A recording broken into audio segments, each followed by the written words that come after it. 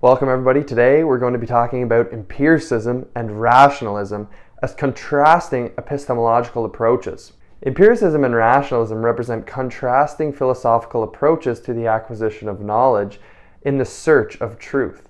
Now, this is a debate that's been going on for a very long time, and the problem within it, I find that both sides are very dogmatic in their thinking, when I truly believe that both approaches have specific cases for being the correct approach depending on the nature of the situation at hand.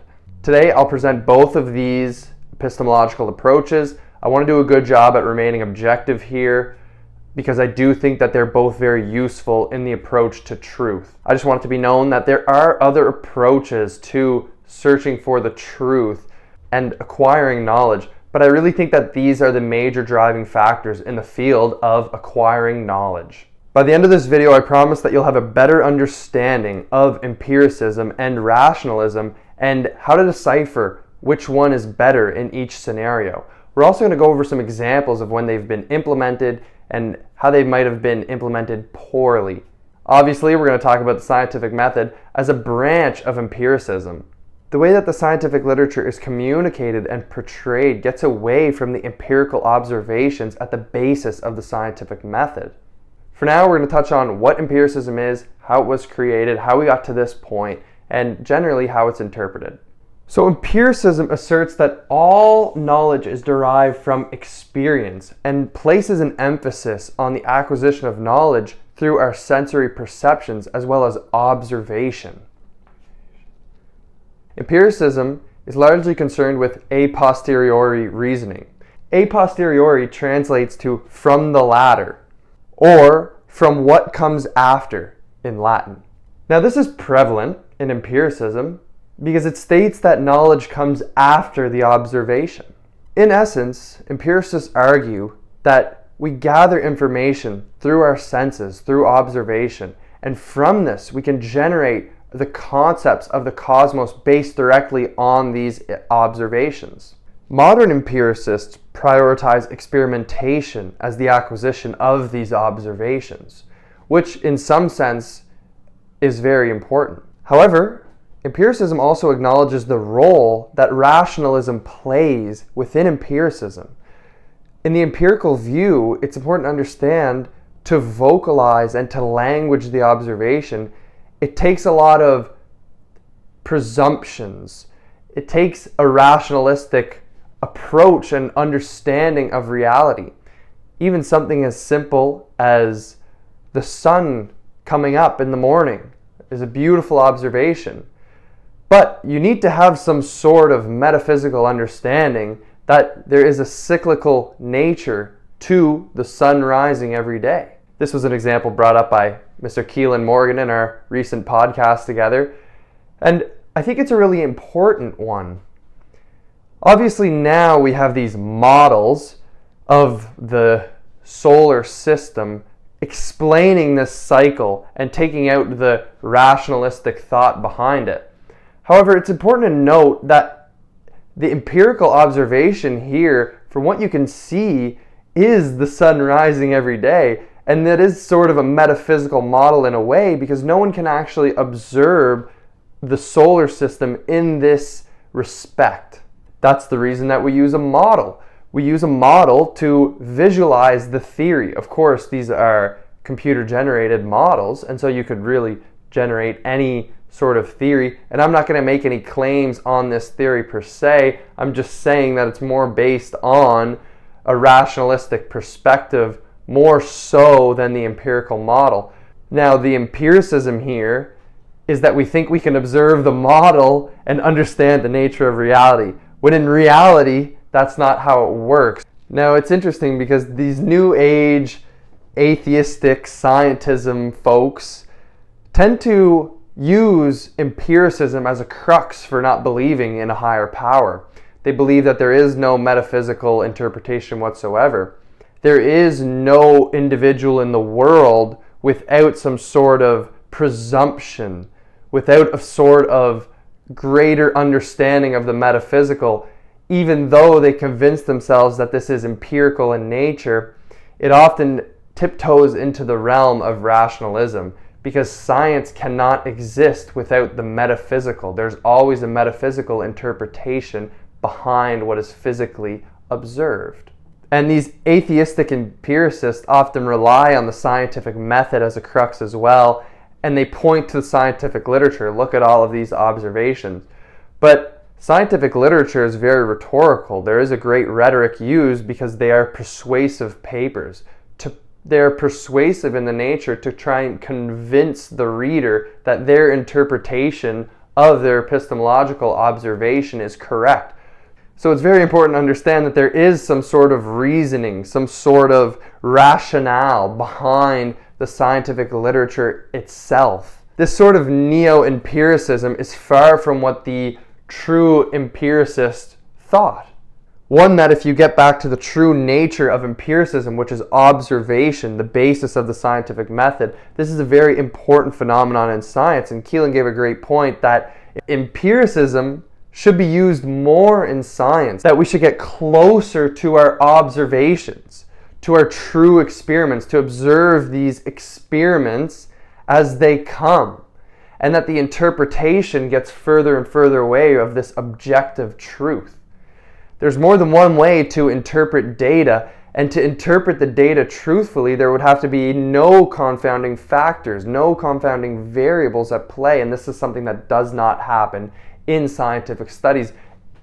Now, it's not impossible, and there are studies that do a very good job at minimizing the confounding variables, but again, you can still misinterpret the data. Now, Antiphon actually argued that our reason is far away from nature, that our opinions, that our rationalistic mind is further away from nature than what we can empirically observe. And I think that this is a great point, actually, that what you can see and consume through your senses may be more true than what you can envision in your mind and what you can rationalize and come up with logically in your mind. Now, Protagoras mentioned that man is the measure of all things, and as something appears to someone is exactly what it is. Now, this is also interesting, that man is the measure. And I agree, but there's still a certain degree of metaphysical interpretation here that require a rationalistic approach to understanding the measurement itself. Even mathematics is claimed to be empirical, but really it's rationalistic in nature. And so conceiving these measurements begs the question of if the measurements are correct, and what do the measurements mean? And so Francis Bacon, of course, is often touted as the one invented the scientific method. You know, he was really the one pushing for this inductive reasoning based on scientific experimentations and the observations thereof. He also argued that a good control is necessary for this inductive reasoning, a good true control. And if you look at Bacon's philosophy, and I truly think it aligns with the true empirical observation of an experimentation. However, the problem is that, one, there's a lack of philosophy in science nowadays, but that a proper control often isn't used. But a proper control also needs to be well thought out and considered. The control needs to make sense for the experiment at hand. You're not going to control some random factor that has nothing to do with your research question or your hypothesis. The control needs to align within the paper, as we've been talking about. And so Karl Popper actually didn't like this idea of induction within science. Karl Popper actually wanted to remove philosophy from science. And so what he did was propose this idea of falsification, that if you can falsify something, it doesn't require an interpretation. So this is again touted as one of the cornerstones of science alongside replication. And we know that there's a replication crisis within the scientific literature, where most of the literature, even within medical science, biology, chemistry, physics even, of course psychology is one of the worst, as well as sociology, the papers are not reproducible. Now, falsification is another great idea, but is not considered. Hundreds of contagion studies have failed, yet we still hang on to this idea of contagion. And it's really absurd that we attribute it to germs. Now, there may be a contagious nature, but it is not due to germs whatsoever. There's never been a Koch's postulate study that's been completed.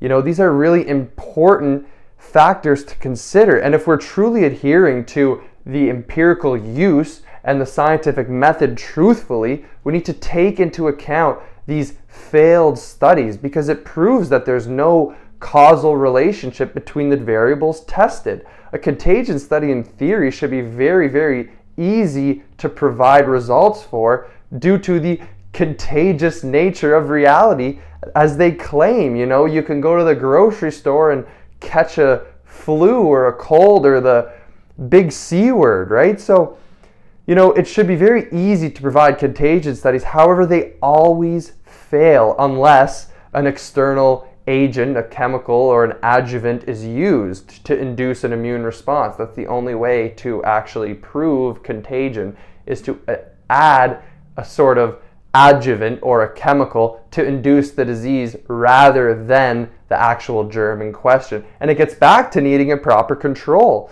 You need to have a proper control within these scientific experiments. So according to Popper, a theory is falsifiable if it can be logically contradicted by empirical testing. And unlike verification, which aims to confirm hypotheses, falsification aims to disprove scientific theories through empirical observation. And it's really important to note here that even Popper stated that these scientific theories should be tested over and over again to try to disprove them. That's the whole purpose of his approach. And this is taught. Falsification is taught as part of the scientific method within universities. However, when we're provided with conflicting results due to the vested interest and due to the structure of science in general, we omit this from the theories. We say it must be an anomaly, which is completely incorrect. If we're taking a true empirical stance, we need to reevaluate the theories at hand. Okay, let's now talk about rationalism. Okay, so rationalism posits that the intellect and the rational mind is the primary source of all knowledge. Essentially, it suggests that all knowledge can be reasoned through a priori reasoning, which means before acquiring the sensory observation, before the experience. And in Latin, a priori translates to what comes before.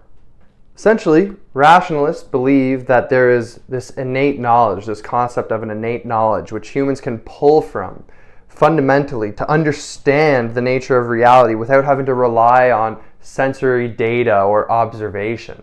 For the rationalist, reason plays a primary role in understanding these fundamental truths. And theoretically, the rationalists have this idea where all knowledge is available to the mind. You can attain a truth without understanding or knowing any of the sensory data or observation purely through the mind, purely through this reason. Especially important in the metaphysics. Rationalism, of course, leaves room for the metaphysics, for the metaphysical interpretation of reality. The metaphysics is not something that's necessarily separate from the empirical observations that we observe either. And this is something that's admitted by most empiricists, that there is a necessity of a metaphysical component, a metaphysical reality beyond what is physical. The metaphysics is not separate from science. It's not separate from the physical nature of our reality. Even empirical observations require presumptions to be able to induce or deduce information from. And so, rationalists throughout history and even now shy away from the idea of materialism, because it's very understood by the rationalists and by the rationalism concept that metaphysics and science are not separate, because metaphysics and reality are not separate. And if science is just the study of nature, of our reality, then they cannot be separate. The rationalism leaves room for the metaphysics. It leaves room for God. And through rationalism can these concepts be understood. Through empirical observations, they attempt to quantify these and to observe them through data, such as the study of quantum mechanics. And even the study of quantum mechanics disproves the materialistic construct. You're getting more into the territory of the metaphysical there, but still, all of what is taught in quantum mechanics was rationalized, was reasoned, was thought of before it became these observations. And you could relate it to Socrates, who stated that we can know all virtues and how all virtues are obtainable only through reason and through knowledge. And so you should know thyself to understand the greater workings of reality. And even René Descartes famously stated, cogito ergo sum, I think therefore I am. This highlighted the necessity for this innate knowledge, this self-awareness, in establishing knowledge about our reality. And Spinoza argued that all knowledge, even scientific knowledge, can be thought of before it becomes an empirical truth. Therefore, it can all be reasoned. It can all be logically deduced before you have a sensory observation. And Descartes and Plato both posited this idea that principles within human can be innately derived, but Descartes pointed out that not necessarily all ideas are intuitively derived. Really, only specific ideas fall in this category. And these are ideas concerning God. These are ideas concerning the fundamental concepts of mathematics, like arithmetic or geometry. Logic also falls under this category as well. And so Descartes really thought that these ideas coming from God, coming from this innate knowledge, this innate wisdom, guarantees this truth because it's a source. And so any conclusions derived from this phenomenon must be inherently true, must be indispensable, must be universal, as it's guaranteed by God. And so, of course, there's a large metaphysical component to this. If you study theology at all, you'll see that this is also written within many of the religious texts. In the beginning, there was the Logos. There was the Word. And so it's hard to think of these concepts empirically. You can't prove mathematics empirically. You cannot prove God empirically. You cannot prove logic empirically. However, these truths, these ways to approach knowledge are fundamentally realistic and rationalistic. They make sense.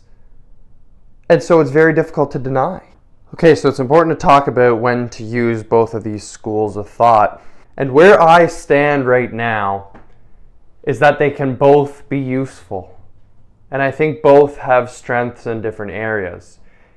I quite enjoy the idea, this concept that the mind is closer to thought. And what is physical, what is perceived, are closer together. Right? So we can perceive this natural physical realm, which we may attribute to natural phenomenon, maybe a little bit of a misnomer. But what occurs physically may have more empirical basis than taking a rationalistic point of view. If we are going to take an empirical approach, I think it's very important to understand the true nature of empiricism, to rely more on falsification, to take into account these falsified theories, these studies that disprove our theories that we have in place now. That's really important to consider. So science needs to be more empirical, as Keelan Morgan highlighted so beautifully in our podcast. Science needs to be more empirical. And if we're going to concern ourselves with things on the biological level, taking an empirical approach may be an important thing to do, so long as we take a true empirical approach, the true implementation of the scientific method, rather than this pseudo-empiricism, this pseudo-scientific method that's being used nowadays in the majority of the scientific literature, where there are no valid controls that make no sense for the research question or the hypotheses in question, that make no sense for the methodology. The methodology in itself is flawed as well. There's no reproducibility in science anymore. Science should be reproduced, and it should be easy to reproduce positive results over and over again, because that's the nature of science. If we're going to try and approach things that are predictive in nature, they need to be reproducible all the time. There are statistical anomalies. I will give credit where credit is due. There are statistical anomalies, but when you have hundreds of contagion studies that fail, you have to revamp the theory at hand. Because a lot of these contagion studies that failed were set up properly, at least closer to a truly scientific experiment. And that's really when we need to look back and reevaluate what's going on with our theories. Our theories need to align with empirical observation if we're going to take the empirical approach. So let's jot down biology. Not that the study of biology does not require rationalism, but just that this may be the strength of empiricism. Let's say biology, let's say that of chemistry. We'll even say largely the study of physics, even though physics is so far into the theoretical realm at this point. A lot of it does not really rely on empirical observation, especially when you're starting to get into the astrophysics and the study of space and things of this nature, right? There's so much induction from the observation. We're so far away from the empirical approach with that phenomenon that it's pretty much towing into this rationalism side of things because it's largely mathematical, which is not empirical. That's important to understand. So, concerning rationalism, we could put mathematics in there. Something else that we could add initially is logic. Ethics is another thing that these are solely in the realm of rationalism. These are not empirical whatsoever. I'm going to place psychology in here. I love this argument. The mind is closer to the research of psychology since there is no real observation of psychology, especially when you're talking about the constructs of the mind. And maybe this has more to do with psychotherapy, or maybe it has more to do with the Jungian analysis and things of this nature. But largely what happened in psychology, the most problematic part of psychology, was this idea of biological psychology, which has been largely disproven even within the literature itself. Like the depression and serotonin connection has largely been disproved. The idea that these neurotransmitters in our brains are deficient or overactive, or we have too many receptors or things of this nature. Same with schizophrenia, it's talked about a lot. There is no real evidence for any sort of biological origin unless we're talking about a toxicity-induced psychiatric disorder, which I believe there is a case for that. But any sort of random, we attribute these to genetics or these sort of random illnesses that occur, say one gets depressed. We're very far away from empirical observation at this point, especially you're getting into these practices, these invasive practices that often don't have controls either. Does this change the nature of the results by even performing this intervention to try and understand on a different level than what our senses can observe? So that's an important to understand there. I think largely with psychology, we need to think of things rationally. I think you get a much better connection when you're looking at the narrative of someone's life. You're looking at their history, what occurred in their lives. And you can look at what happened from an empirical point of view as well and take that into account. Sure, say what sort of traumas someone has went through in their lives. That's something that's important to consider. But largely we're concerned with this reasonable way forward in psychology, and sociology would also fit under this umbrella here. Human nature, you can make as many observations and empirical. It's interesting. It's like you look at the major studies that psychology is based off, and one that's just coming to my mind is the Stanford prison experiment. A great study, but take a different group of people, you could get extremely different results. You have a group of more benevolent people, maybe a group of more spiritually connected people, you're going to get totally different results. So you take people only from a certain religion that all practice the same religion. You might get much different results. Take a bunch of atheists and put them in that room together and run the Stanford Prison experiment. You will get it's an infinite amount of results based on the parameters of the study. Really, there is no way to employ a scientific method to this sort of research, and that's why psychological research is irreproducible.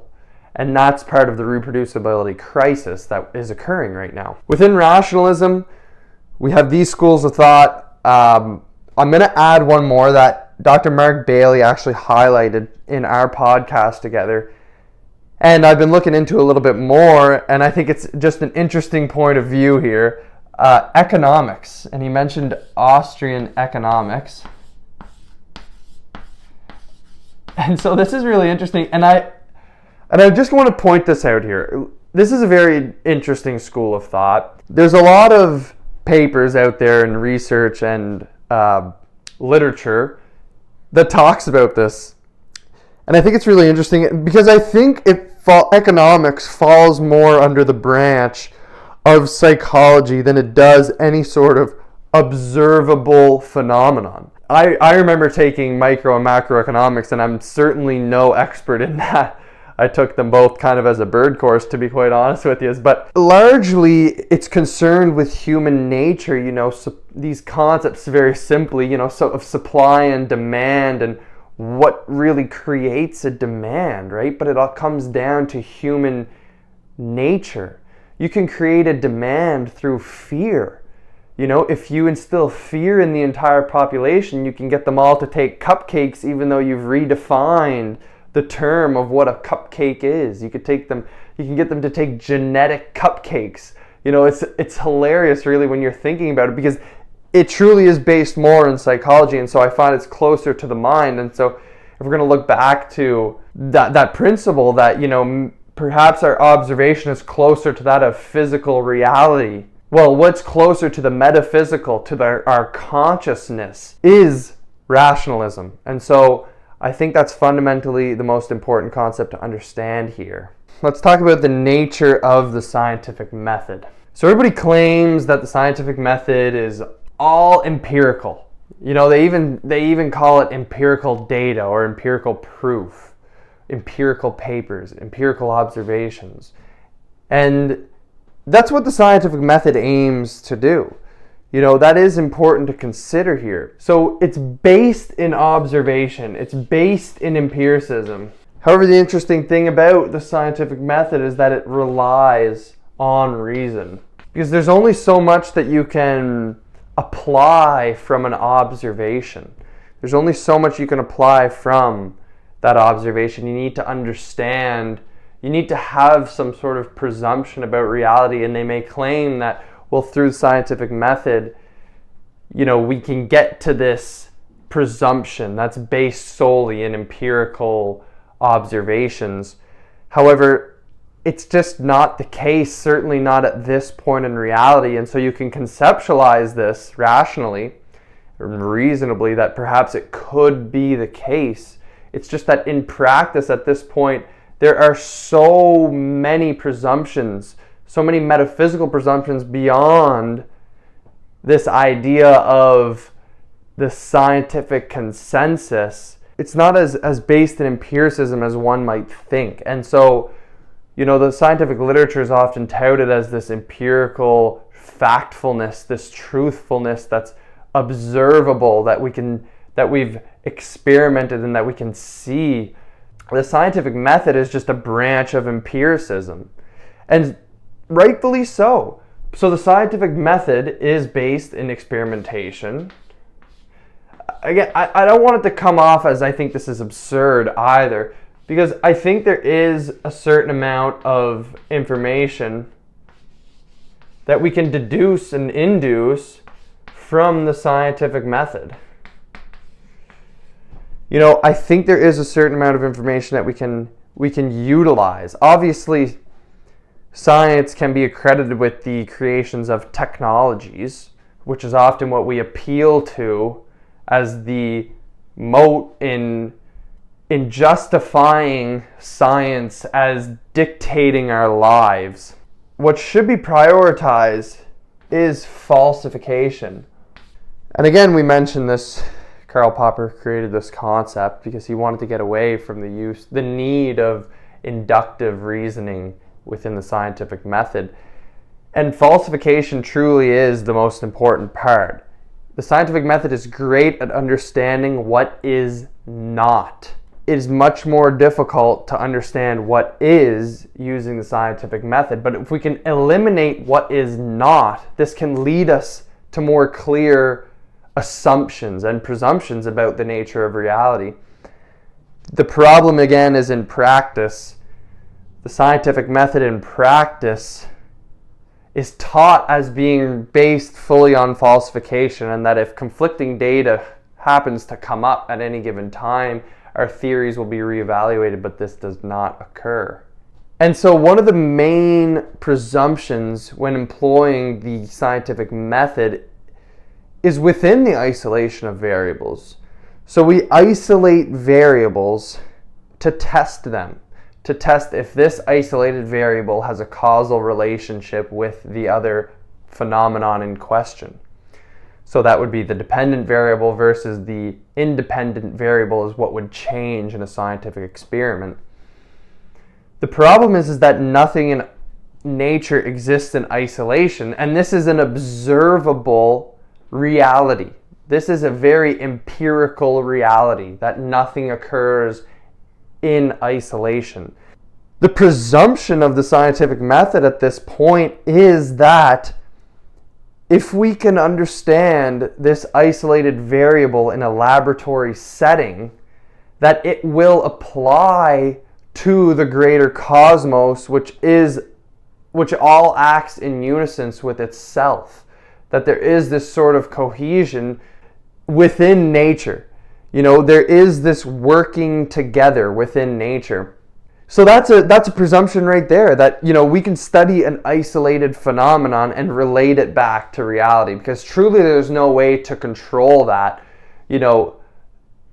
because the scientific method can't deal with non-isolation of a phenomenon, of a variable, because they call that a non-experimental study, and from that they don't draw any conclusions, because how could you draw a conclusion from a non-experimental study that is not based on the isolation of a variable? There's only one way to understand if the variable is the causal factor of a phenomenon, and that's to isolate it within an experimental setting, often in a laboratory. So the scientific method relies on these presumptions, and philosophically this is the problem with the scientific method.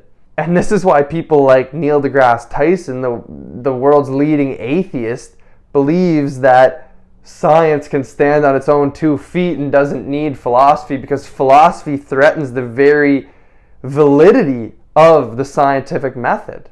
But again, I want to highlight that I can appreciate the concept of falsifiability within the scientific method, and even the concept of experimentation. I think you can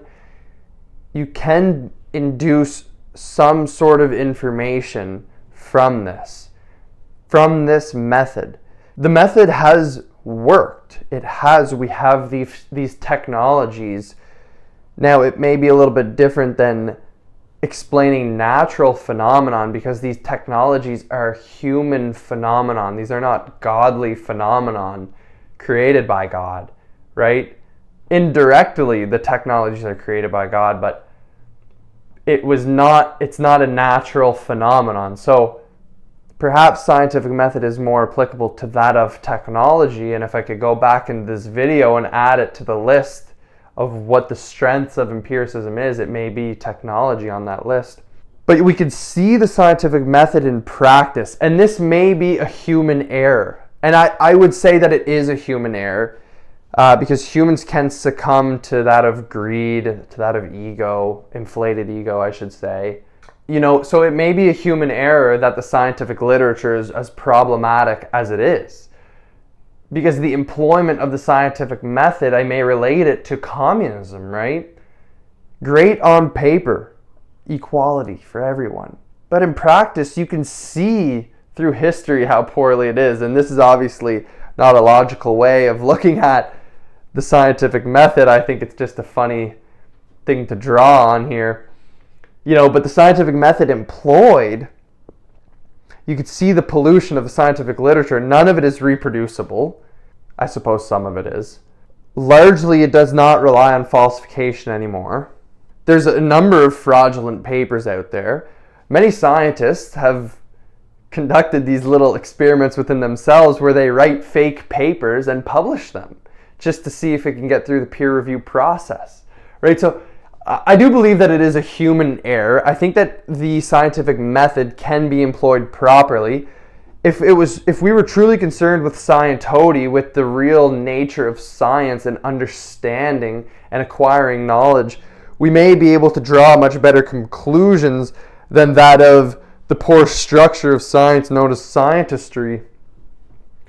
Because the structure of science itself compromises the scientific method.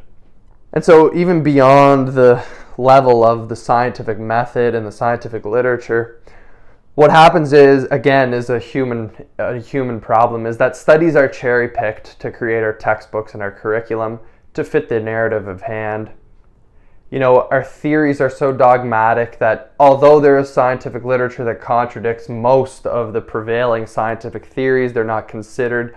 Although this would be where falsification would come into play, they should realistically, if they really want to prove those studies wrong, they should set up the exact same experimental designs, run them again, and show that it fits their theory. Although, of course, this could likely get manipulated a bit. But, scientific literature is just, it takes all of the positive literature that supports the dogmas and the agendas at hand. And that's what creates these textbooks and these curriculums, and what shapes the mind of the working class, of the working individuals. And truly, I think that's absolutely problematic. Science is so quick to call any political ideologies or religions or things of this nature dogmatic, but it doesn't realize that that's just a projection.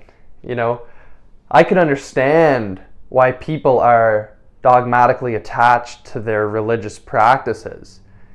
It goes back thousands of years. For some, very, very long lineages of practicing this sort of faith.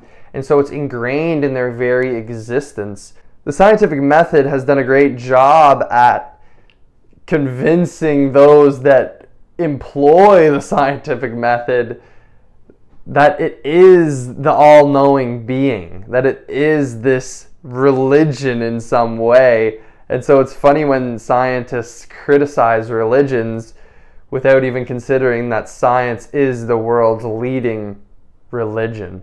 To conclude, the separation of philosophy from science and the separation of the metaphysical from the field of science has been the greatest downfall of the century. And I truly think that this has been a ploy because philosophy questions the very validity of the scientific method and the scientific literature and the foundations, essentially, of our dogmas nowadays. And I think this is due to the changing nature of science, due to the structure of science. And the leading scientists shape this view.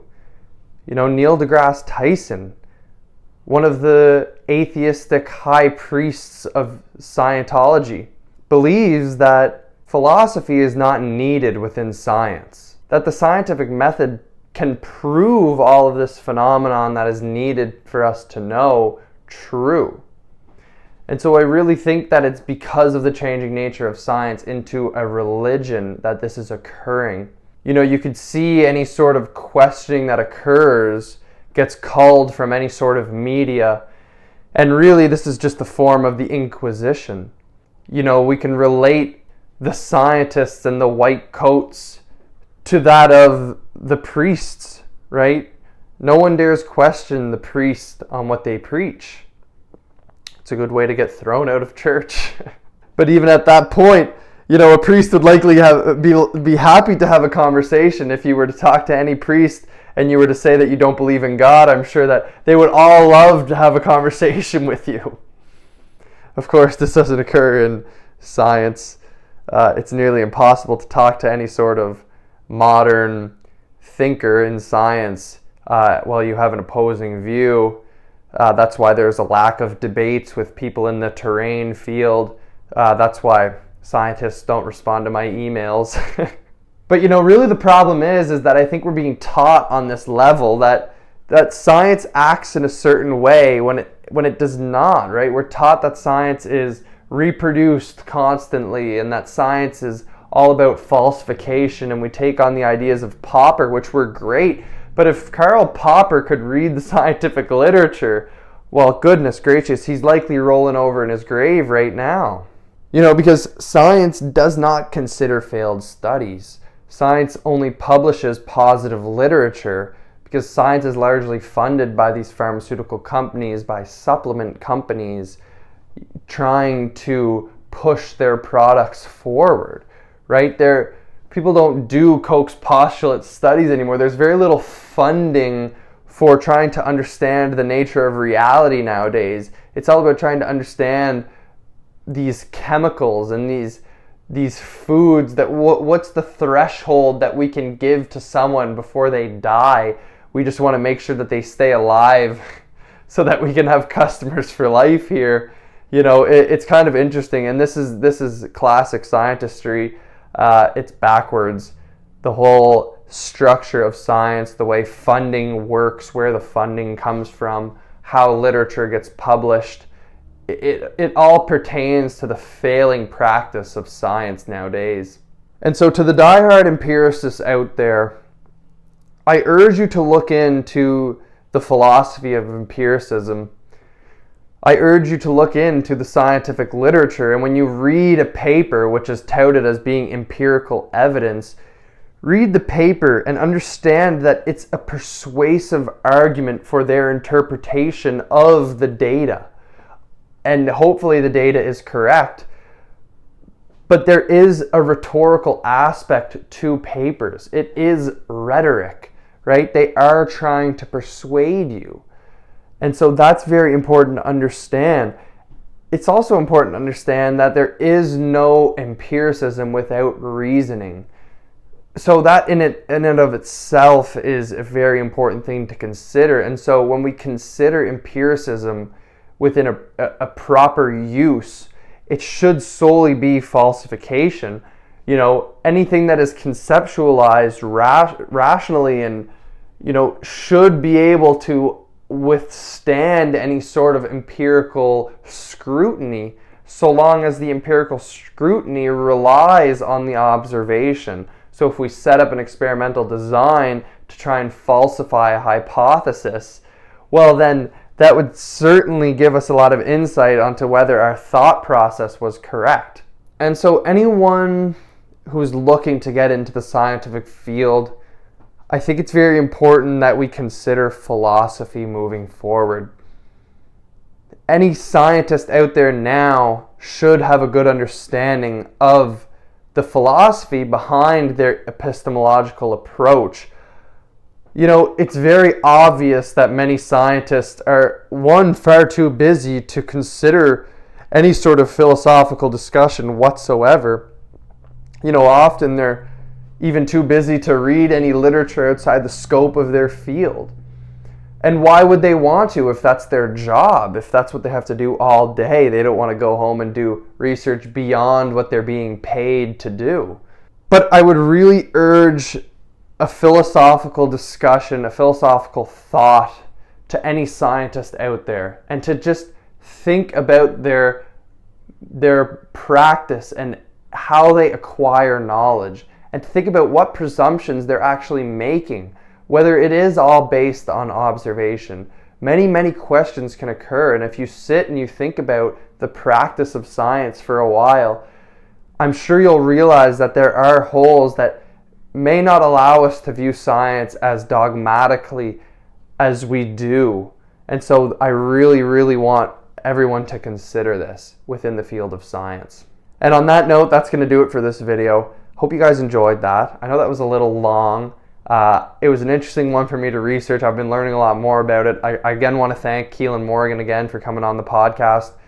He really opened my eyes.